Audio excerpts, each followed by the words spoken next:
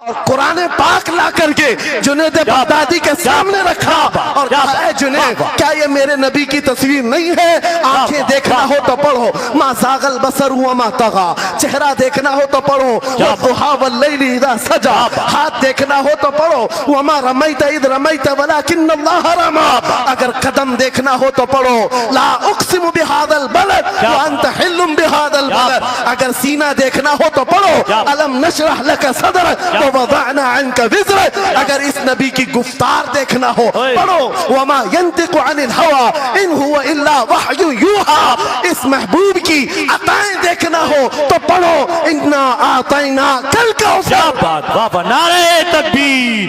अगर पढ़ना है तो कंजुल ईमान से पढ़ा करो, जहां बरेली का इमाम ये भी बताएगा, कुरान पढ़ने वाला अपने नबी को ये नहीं कहेगा मेरा नबी मेरे जैसा था या उसका इल्म ऐसा था वैसा था, बल्कि बरेली का इमाम बताएगा कुरान पढ़ने वाला अपने नबी को यूं कहेगा, सरवर कहूं के मालिक को मौला कहूं तुझे, बागे खलील का गुले ज़ैबा कहूं तुझे, तेरे तो वस्फ है तनाही से है बरी, हैरान हूं मेरे शाह मैं क्या क्या कहूं तुझे, लेकिन रज़ा ने खत्म सुखन इस पे कर दिया, खालिक का बंदा खल्क का आका कहूं। हमारा शिवा है पूरी दुनिया में कि सिर्फ और सिर्फ रसूल पाक की गुलाम कौम ऐसी है जो एक मिनट में पूरा सन्नाटा तारी कर सकती है। किसी ने एक साहब से पूछा था, वेल ट्रेन्ड फौज जो होती है, चाहे वो अमेरिका की हो कि रशिया की हो कि जापान की हो चाइना की हो, उनसे पूछा गया कि अगर 10,000 फौज को सफों में खड़ा करना हो और उनको रेडी करना हो तो आपको कितना टाइम लगेगा? किसी के बारे में कहा कि अमेरिकी फौज के लिए हमें 4 घंटे लग जाएंगे, हम तरतीब दे देंगे। रशियन फौज के लिए 3 घंटे लग जाएंगे, चाइनीज और एक्टिव हैं, 2 घंटे में अपनी सफें तरतीब कर लेंगे। उस मुसलमान दानिश्वर ने कहा, अल्लाह का करोड़ों एहसान है, 1 लाख से ज्यादा का मजमा होता है हरम काबा में भी और हरम रसूल में भी। इमाम सिर्फ 1 मिनट में कहता है सफे दुरुस्त कर लो, किसी को डंडा मारने की जरूरत नहीं, सबकी सफे खुद दुरुस्त होती है। ये कौम है जो अपनी सफे खुद दुरुस्त करती है। मस्जिदों में, जुमा में, ईदगाह में जाकर कोई लकड़ी लेकर नहीं फिरता कि अपनी अपनी सफें दुरुस्त कर लो। हर एक को इतना शऊर है कि अपनी सफें कैसे दुरुस्त की जाती है। जब आपको अल्लाह ताला ने ये नेमत अता की है, मस्जिदों में सफें दुरुस्त कर सकते हैं 1 मिनट के अंदर, ईदगाह में 1 मिनट में हमारी सब दुरुस्त हो सकती है। ऐ नौजवानों, दुनिया को ये बताओ, सिर्फ मस्जिद और ईदगाह नहीं, दुनिया के हर मैदान में हम अपनी सफें दुरुस्त कर सकते हैं। सुभान अल्लाह, हर मैदान में हमारी सब दुरुस्त हो सकती है। ये अल्लाह की तरफ से दी हुई बहुत बड़ी नेमत है। बस अब मजमा जो खामोश है और मुतवज्जे है, अब मेरी बात को आगे मैं बढ़ाता हूं, तवज्जो से सुने। कुरानी उलूम के मुताल्लिक आपके सामने चंद बातें रखूंगा, इसलिए कि मुझे कहा गया बड़ा पढ़ा लिखा मजमा है और मुसलमान के लिए पढ़ा लिखा होना बहुत लाजिम है, इसलिए कि जिहालत इस्लाम का अपोजिट है। जिहालत इस्लाम का अपोजिट है।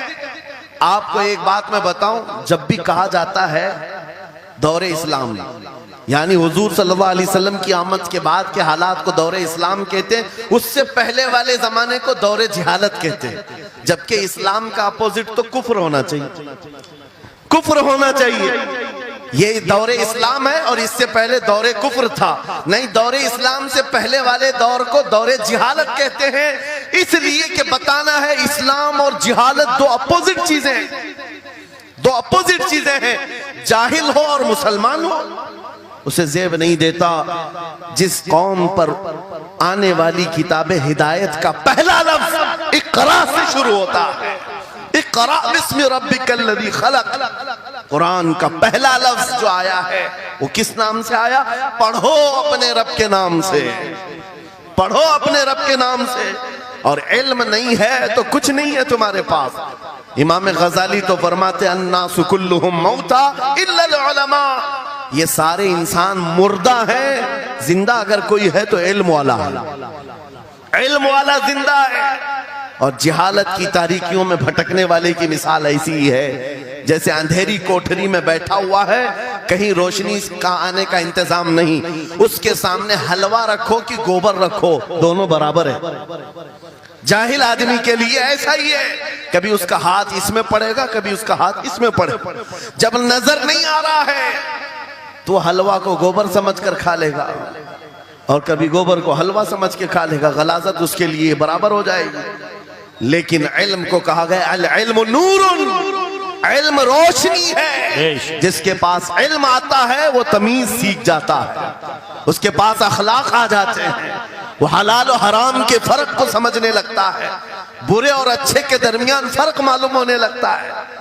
इसीलिए मेरे अजीजों, मुझे बड़ा गर्व है और फख्र है, हमारी खानकाह से ये आवाज आती है, आधी रोटी खाएंगे और बच्चों को पढ़ाएंगे। बेशक, क्यों? बेशक। उस अजीम खानकाह से ये आवाज दी गई, क्यों? सिर्फ इसलिए नहीं कि तुम बड़े होकर के डॉक्टर बनोगे, इंजीनियर बनोगे। लोगों की नजर में अब बात यही रह गई है, पढ़ा इसलिए जाता है कि डॉक्टर बनना है, इंजीनियर बनना है और कमाना है, बहुत कमाना है। इल्म जो है आज कमर्शियल बना लिया गया। इल्म इसलिए नहीं, इल्म इसलिए हासिल किया जाता है कि बंदा खुदा को पहचाने, क्या बात, बेशक, बंदा अपनी हकीकत को पहचाने, बेशक। जिंदगी गुजारने के उस्लूब उसे मालूम हो जाए। इल्म इसलिए सिखाया जाता है। बहुत सारे लोग सिर्फ नौकरी के लिए समझते हैं कि इल्म हासिल करना चाहिए, नौकरी के लिए नहीं, अपने अखलाक को बुलंद करने के लिए इल्म आना बहुत जरूरी है। मेरे अजीजों, कुरान अज़ीम वो हिदायत की किताब तुम्हारे पास आई, इस कौम के लिए अलमिया नहीं है तो और क्या है, जो किताब उलूम का जखीरा है। आज दुनिया उस किताब पर रिसर्च कर करके नए इल्म और फनून हासिल कर रही है। उस किताब को तो हम मुर्दों पर पढ़ने के लिए रखे हैं। वो कुरान अज़ीम जो हिदायत की किताब और सारे उलूम का सर चश्मा है, उस किताब को कहां पढ़ते हैं? मैयतों पर। किसी का इंतकाल हो गया तो तीजे में पढ़ेंगे, चहलुम में पढ़ेंगे, नवे में, 20वें में पढ़ेंगे। वो ईसाले सवाब के लिए सिर्फ रखा गया। और उससे थोड़ा आगे बढ़ गए तो कसम खाने के लिए कुरान। आओ चलो हम कसम खाते कुरान पे हाथ रख करके, कुरान पे हाथ रख के। मियाँ क्या कुरान कसम खाने की किताब है? कुरान की वो आयत मैंने सबसे पहले पढ़ी, अल्लाह फरमाता ज़ालिकल किताबु ला रैब फीही, ये वो किताब है जिसमें शक की गुंजाइश नहीं, और ये हिदायत है परहेजगारों के लिए। और कुरान में 3 जगह ये लफ्ज आया है, हुदल लिन्नास, हुदल लिल मुमिनीन, हुदल लिल मुत्तकीन। ये सारे इंसानों के लिए भी हिदायत है, ये सारे ईमान वालों के लिए भी हिदायत है और परहेजगारों के लिए भी हिदायत है। सब हिदायत अलग अलग अंदाज से हासिल करते हैं। बारिश एक ही है बरसने वाली, जमीनें अलग अलग हैं। बहुत नरम जमीन हो तो वो जमीन बारिश से फायदा ज्यादा उठाती है, और थोड़ी सी ओबड़ खाबड़ जमीन हो तो वहां से फायदा कम आता है। बारिश एक ही है, कुरान बारिश हिदायत है। जिसके दिल की जमीन जितनी नरम होगी उतना वो उससे हिदायत उठाएगा। सुभान अल्लाह, बेशक, उतना उससे फायदा उठाएगा। और आज हालात ये हैं, ऐ नौजवानों, अपने दिल पर हाथ रख करके बताओ, कुरान कितने लोगों ने पढ़ा है?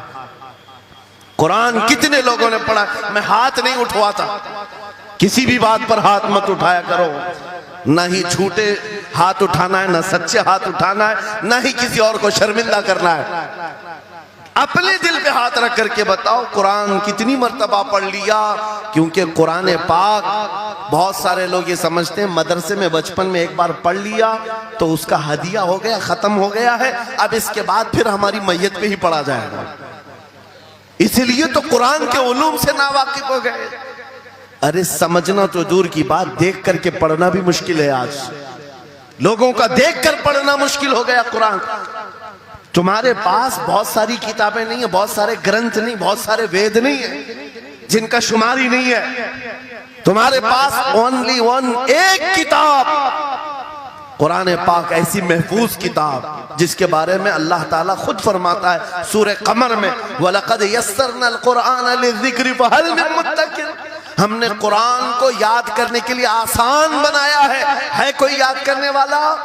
4 बार ये आयत अल्लाह ताला फरमाता है कोई याद करने वाला? अल्लाह जब फरमा रहा है कुरान आसान है तो कौन कहता है ये मुश्किल है? हमने खुद अपने हाथों तबाही को दावत दी है।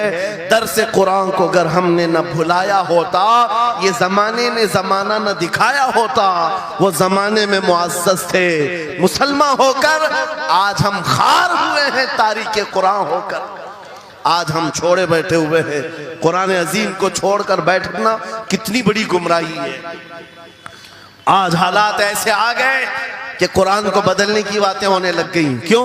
तुम उठाते ही नहीं। 26 आयतें निकाल दो, 25 आयतें निकाल दो, इसमें ये बातें उसमें वो बातें हैं। मुसलमान को तो पता भी नहीं है कौन सी आयतों के बारे में ये वावेला मचाया जा रहा है। अरे तुम पढ़ो, तुम्हारे लिए कुरान आया है। ये जितनी भी कॉन्फ्रेंसें हैं, मैं समझता हूं इसके बदले हर जगह सुबह व शाम कुरान पढ़ने और पढ़ाने का इंतजाम हो जाए। इस तरह के हजारों जलसों से वो अफजल है। बेशक ये मैं नहीं कह रहा हूं, मेरे आका फरमाते हैं खैरुकुम मन तअल्लमल कुरान व अल्लमा, तुम में से सबसे बेहतरीन आदमी वो है जो कुरान सीखे और दूसरे को सिखाए।